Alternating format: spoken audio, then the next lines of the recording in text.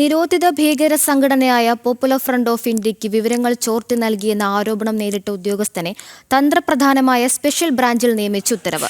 സംഭവത്തിൽ ജില്ലയ്ക്ക് പുറത്തേക്ക് സ്ഥലം മാറ്റിയിരുന്ന PV അലിയാർ എന്ന ഉദ്യോഗസ്ഥനെയാണ് മൂന്നാർ സ്പെഷ്യൽ ബ്രാഞ്ച് ഓഫീസറായി നിയമിച്ചത്.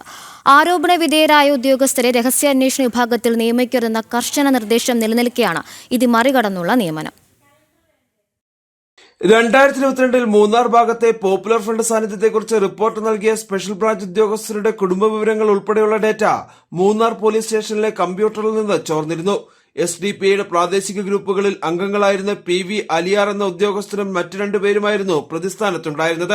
അന്നത്തെ SP ആയിരുന്ന R കറുപ്പുസ്വാമി നടത്തിയ അന്വേഷണത്തിൽ പോലീസ് ഉദ്യോഗസ്ഥർക്ക് വിവരങ്ങൾ ചോർത്തിയതിൽ പങ്കുണ്ടെന്ന് കണ്ടെത്തുകയും ആരോപണ വിധേയരായ ഉദ്യോഗസ്ഥരെ മറ്റിടങ്ങളിലേക്ക് സ്ഥലം മാറ്റുകയും ചെയ്തു.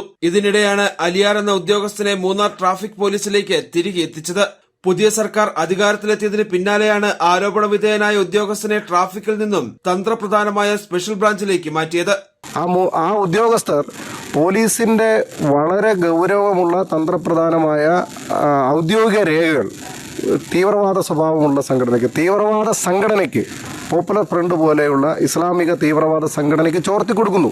നേരത്തെ കരിമണ്ണൂർ പോലീസ് സ്റ്റേഷനിൽ നിന്നും RSS നേതാക്കളുടെ വിവരങ്ങൾ ചോർത്തി നൽകിയെന്ന കേസിൽ ഒരു പോലീസുകാരനെ സർവീസിൽ നിന്ന് ഡിസ്മിസ് ചെയ്തിരുന്നു. എന്നാൽ തെളിവുകളുടെ അഭാവത്തിൽ കോടതി ഉത്തരവിലൂടെ ഇയാൾ സർവീസിൽ തിരിച്ചു കയറി. ഇതിന് പിന്നാലെയാണ് ഗുരുതര ആരോപണങ്ങൾ നിലനിൽക്കുന്ന ഉദ്യോഗസ്ഥനെ സ്പെഷ്യൽ ബ്രാഞ്ചിൽ നിയമിച്ചുള്ള ഉത്തരവ്.